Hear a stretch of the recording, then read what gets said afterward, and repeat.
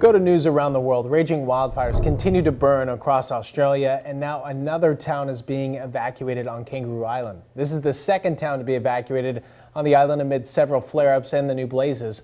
The unprecedented fire crisis has claimed at least 26 lives since September and has destroyed more than 2,000 homes. The flames have scorched an area twice the size of Maryland.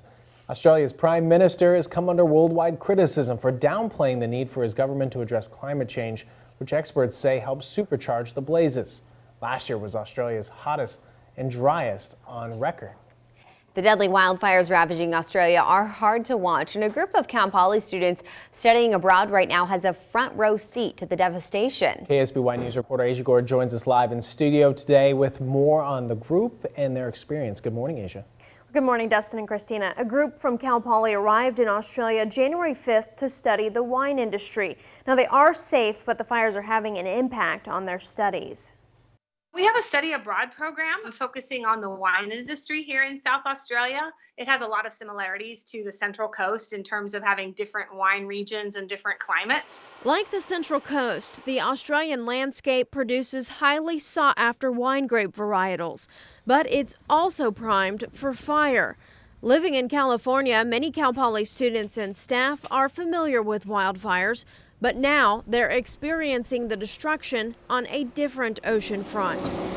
Every now and then I just feel nauseous at the thought of what's happened. This woman watched her town of Malakuta turn to ash, and this man from South Wales unbelievable has no home to return to.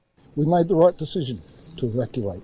Fires are burning all across the country. Oh my God! But fortunately, the Cal Poly students and staff about 100 miles from the nearest blaze. Yesterday, when the winds were shifting from the south, we saw a little bit of haze in the city. From their post at the University of Adelaide in southern Australia, the Cal Poly crew planned to visit Kangaroo Island, but it's now a disaster zone. And also Adelaide Hills, which is kind of like Paso. That's a big wine region. It had significant fires in December, and a lot of wineries and vineyards were destroyed. So that's going to affect our tours up there most likely. Perhaps the biggest impact is not the change in itinerary, but the interactions with residents.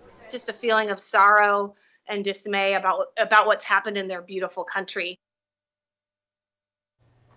The Cal Poly Study Abroad program lasts through the end of February, so this group is in it for the long haul.